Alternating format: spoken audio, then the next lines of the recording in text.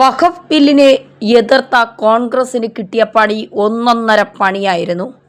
ഞങ്ങൾ മുനമ്പത്തുകാരോടൊപ്പം ഉണ്ട് എന്ന് പറയുമ്പോഴും മുനമ്പത്തുകാരോടൊപ്പം നിൽക്കാതെ വഖഫ് ബോർഡിനും വഖഫിനുമൊപ്പം നിന്ന് ജനങ്ങളെ പറ്റിക്കുകയായിരുന്നു കോൺഗ്രസ് എന്നവർ തിരിച്ചറിഞ്ഞു. മോദിജിയുടെ അല്ലെങ്കിൽ നരേന്ദ്രമോദിയുടെ ഈ വഖഫ് നിയമ ഭേദഗതി അത് ആഘോഷപൂർവ്വം സ്വീകരിച്ചിരിക്കുകയാണ് ഇന്ത്യയിലെ മുസ്ലിങ്ങൾ.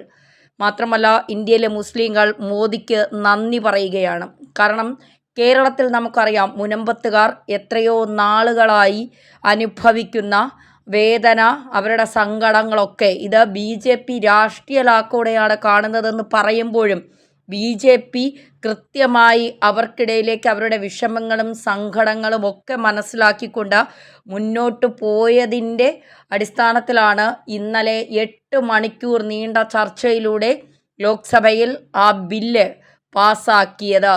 ഒരുപാട് പേർ അതിനെ അനുകൂലിച്ചുകൊണ്ട് രംഗത്തെത്തുകയാണ്. ഇപ്പോൾ നന്ദി മോദിജി, ഞങ്ങൾ അങ്ങയ്ക്കൊപ്പമുണ്ട്. വഖഫ് ബിൽ അവതരണത്തെ പടക്കം പൊട്ടിച്ചാഘോഷിച്ചിരിക്കുകയാണ് മധ്യപ്രദേശിലെ മുസ്ലിങ്ങൾ എന്നുള്ള വിവരങ്ങളാണ് പുറത്തു വരുന്നത്. വഖഫ് ബിൽ ലോക്സഭയിൽ അവതരിപ്പിച്ച മോദി സർക്കാരിന് നന്ദി പറഞ്ഞ മുസ്ലിം സ്ത്രീകൾ. കേന്ദ്ര പാർലമെന്ററി കാര്യമന്ത്രി കിരൺ റിജിജുവാണ് ഇന്ന് ലോക്സഭയിൽ ബിൽ അവതരിപ്പിച്ചത്. കോൺഗ്രസും മറ്റ് പ്രതിപക്ഷ പാർട്ടികളും ബില്ലിനെ എതിർക്കുന്നതിനിടെയാണ് മധ്യപ്രദേശിലെ ഭോപ്പാലിൽ മുസ്ലിം സമുദായാംഗങ്ങൾ ബില്ലിൻ്റെ അവതരണത്തെ പടക്കം പൊട്ടിച്ചാഘോഷിച്ചത്. ആനന്ദ്പുര, കോക്ത പ്രദേശങ്ങളിൽ ബുർഖ ധരിച്ച മുസ്ലിം സ്ത്രീകൾ റോസാപ്പൂക്കൾ പിടിച്ച് നന്ദി മോദിജി, ഞങ്ങൾ മോദിജിയെ പിന്തുണയ്ക്കുന്നു എന്നീ പ്ലക്കാർഡുകളും വഹിച്ച് ഘോഷയാത്രയും നടത്തി. ഹദായ് ഖേഡ ഡാമിന് സമീപവും സമാനമായ ആഘോഷങ്ങൾ നടന്നിരുന്നു. യുവാക്കളും ബില്ലിനെ അനുകൂലിക്കുന്ന മുദ്രാവാക്യങ്ങൾ എഴുതിയ പ്ലക്കാർഡുകൾ ഉയർത്തി രംഗത്തെത്തി.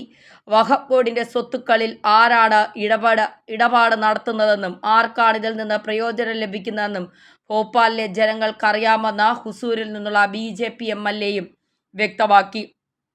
അതേസമയം വഖഫ് ബിൽ പാസ്സായതോടെ മുനമ്പത്ത് ആഹ്ലാദ പ്രകടനമാണ്. പ്രധാനമന്ത്രിക്കും കേന്ദ്രത്തിനും അഭിവാദ്യങ്ങൾ അർപ്പിച്ചുകൊണ്ടാണ് ജനങ്ങൾ ആഹ്ലാദങ്ങൾ പങ്കുവയ്ക്കുന്നത്. വഖഫ് ഭേദഗതി ബിൽ ലോക്സഭയിൽ പാസ്സായതോടെ മുനമ്പത്തെ ജനങ്ങളുടെ ആഹ്ലാദ പ്രകടനം കാണാതിരിക്കാൻ കഴിയില്ല.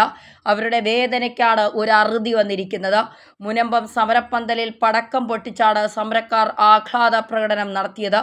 പ്രധാനമന്ത്രിക്കും കേന്ദ്ര സർക്കാരിനും ഒപ്പം BJPക്കും മുനമ്പം നിവാസികൾ അനുകൂല മുദ്രാവാക്യങ്ങൾ മുഴക്കി. വഖഫ് ഭേദഗതി ബില്ലിൽ ലോക്സഭയിൽ നടന്ന ചർച്ചകൾ മുനമ്പത്തെ സമരപ്പന്തലിൽ സ്ഥാപിച്ച ടെലിവിഷനിൽ സമരക്കാർ ലൈവായി കണ്ടിരുന്നു.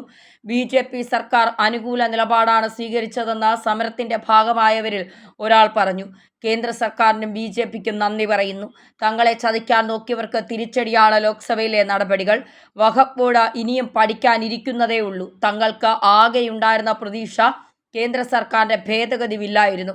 ഡൽഹിയിൽ നിന്ന് തിരിച്ചു വന്ന MPമാർക്കായി ഒരു സാധനം കരുതി വച്ചിട്ടുണ്ട്. രാഷ്ട്രീയമായി പ്രതികരിച്ചിരിക്കും. ഹൈബി ഈഡൻ അടക്കമുള്ള MPമാർ തങ്ങൾക്കെതിരായിരുന്നു. തങ്ങളെ അറിയാത്ത കിരൺ റിജിജു പോലും തങ്ങൾക്ക് വേണ്ടി സംസാരിച്ചുവെന്ന് സമരക്കാർ പറയുന്നു. തങ്ങളെ അറിയേണ്ട MP ഹൈബി ഈഡൻ എന്താണ് സംസാരിച്ചതെന്നും സമരക്കാർ ചോദിക്കുന്നു. പുതിയ നിയമം പാസ്സാകുന്നതോടെ മുനമ്പത്തെ താമസക്കാർക്ക് അവരുടെ ഭൂമി തിരികെ ലഭിക്കുമെന്ന ബിൽ അവതരിപ്പിച്ചുകൊണ്ട് കേന്ദ്ര ന്യൂനപക്ഷ മന്ത്രി കിരൺ റിജിജു പ്രസ്താവിച്ചു. ഇന്ത്യൻ ജനാധിപത്യത്തിൻ്റെ വിജയമാണിത്. മുനമ്പം വിജയിച്ചുവെന്ന് പറഞ്ഞാൽ ഇന്ത്യ വിജയിച്ചു എന്നാണെന്നും മുനമ്പത്തുകാർ പറയുന്നു. മുസ്ലിങ്ങളുടെ മതകാര്യങ്ങളിലേക്കുള്ള കടന്നുകയറ്റമല്ലെന്നും സ്വത്ത് കൈകാര്യം ചെയ്യുന്നതിൽ മാത്രമാണ് ഇടപെടുന്നതെന്നും കിരൺ പറഞ്ഞു. ഈ ബിൽ വന്നില്ലായിരുന്നെങ്കിൽ പാർലമെന്റ് സമുച്ചയത്തിന്മേൽ വരെ വഖഫ് അവകാശം ഉന്നയിക്കുമായിരുന്നു. കേരളത്തിലെ ക്രൈസ്തവ പ്രതിനിധികളും മുനമ്പത്തെ കുടുംബാംഗങ്ങളും എന്നെ വന്ന് കണ്ടു. അവരുടെ പ്രശ്നങ്ങൾ നിങ്ങൾ പ്രതിപക്ഷം പരിഹരിച്ചില്ലെങ്കിൽ പിന്നെന്തിനാ അവർ ഇവിടേക്ക് വന്നു? നിങ്ങൾ അവരുടെ ദുഃഖം മനസ്സിലാക്കിയില്ലേ? ഈ ബിൽ പാസ്സാക്കുന്നതോടെ അവരുടെ ദുഃഖത്തിന് പരിഹാരമാകും. ബില്ലിനെ പിന്തുണച്ച KCBCയും CBCIയും മറ്റും അറിവില്ലാത്തവരാണോ? ഞങ്ങൾക്ക് ന്യൂനപക്ഷത്തിൻ്റെ പിന്തുണയുണ്ട്. വഖഫ് ഭേദഗതി ബിൽ ചർച്ചയ്ക്കായുള്ള മറുപടി പ്രസംഗത്തിൽ കേന്ദ്രമന്ത്രി കിരൺ റിജിജു പറഞ്ഞു. കേരളത്തിൽ നിന്നുള്ള ഒരംഗമൊഴികെ എല്ലാവരും ബില്ലിനെ എതിർത്ത് വോട്ട് ചെയ്തു എന്നാണ് റിപ്പോർട്ട്. സുരേഷ് ഗോപി മാത്രമാണ് ബില്ലിനെ അനുകൂലിച്ച് വോട്ട് ചെയ്തത്. 18 അംഗങ്ങൾ ബില്ലിനെ എതിർത്ത് വോട്ട് ചെയ്തു. പ്രിയങ്ക ഗാന്ധി സഭയിൽ ഉണ്ടായിരുന്നില്ല.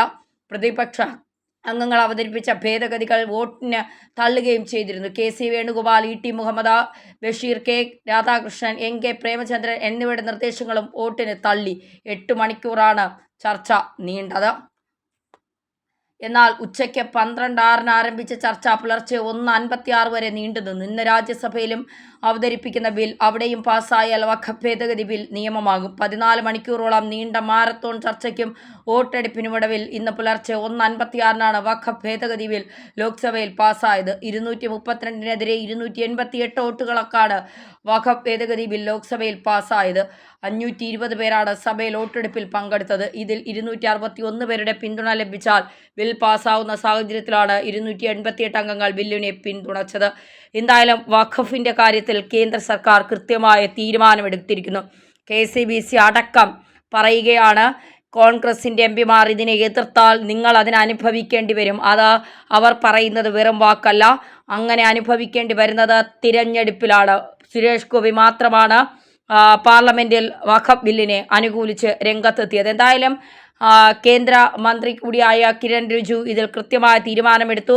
ആഭ്യന്തരമന്ത്രിയും പ്രധാനമന്ത്രിയും ഒപ്പം നിന്നുകൊണ്ട് തന്നെ ഈ വിഷയത്തിൽ പരിഹാരം കണ്ടു. മുനമ്പത്തുകാരുടെ ആഹ്ലാദ പ്രകടനങ്ങൾ കാണുമ്പോൾ നമുക്കതിൽ നിന്ന് മനസ്സിലാക്കാൻ സാധിക്കുന്ന കാര്യങ്ങളാണ്. എത്രയോ നാളുകളായി അവർ അനുഭവിക്കുന്ന വേദനകൾ, തങ്ങൾ കഷ്ടപ്പെട്ടുണ്ടാക്കിയ സ്വത്തുക്കൾ ഒരു ദിവസം വഖഫിൻ്റെ ആണ് എന്ന് പറഞ്ഞ് അള്ളാഹുവിൻ്റെ സ്വത്താണെന്ന് പറഞ്ഞുകൊണ്ട് അത് എടുത്തുകൊണ്ട് പോകുന്നു. പിന്നീട് അവർക്കത് കിട്ടാതെ അവരത് സമരവുമായാണ് മുന്നോട്ട് പോകുന്നത്. പലരും മക്കളുടെ വിവാഹത്തിനായി അല്ലെങ്കിൽ കരുതി വച്ച സ്വത്തുക്കൾ, അച്ഛനമ്മമാർ പാരമ്പര്യമായി കൊടുത്ത സ്വത്തുക്കൾ, അങ്ങനെ അവരുടെ കൂടും കുടുക്കയും എല്ലാം വഖഫ് കൊണ്ടുപോകുന്ന ഒരു അവസ്ഥയിലേക്കാണ്.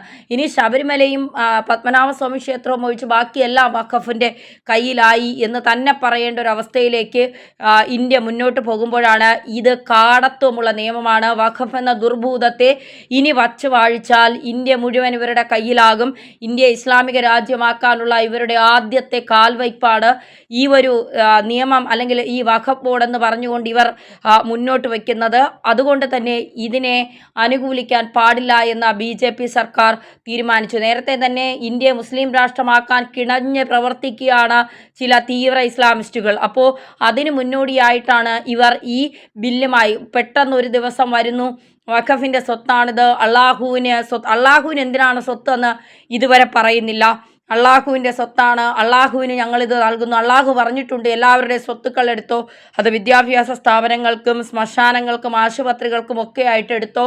ആരുടെ സ്വത്ത് കാണുന്നോ, ഏത് അമ്പലം കാണുന്നോ അത് വഖഫിൻ്റേതാണ്, ഏത് പള്ളികൾ കാണുന്നോ അത് വഖഫിൻ്റേതാണ്, ഏത് മനുഷ്യൻ്റെ വീട് കാണുന്നോ അത് വഖഫിൻ്റേതാണ്. രാവിലെ ആകുമ്പോൾ ഒരു ബോർഡ് വയ്ക്കുന്നു വഖഫിൻ്റെ ആണെന്ന്. ഇത് കാടത്വമായ നിയമമാണ്, ഇതൊരു ദുർഭൂതമാണ്, ഇത് ഇന്ത്യയെ തകർക്കാനുള്ള നിയമമാണെന്ന് കേന്ദ്ര സർക്കാരിന് മനസ്സിലായതുകൊണ്ട് തന്നെയാണ് കേന്ദ്ര സർക്കാർ കൃത്യമായ നിലപാടെടുത്തത്. എന്തായാലും വഖഫ് 3G എന്ന് പറയാതിരിക്കാൻ കഴിയില്ല.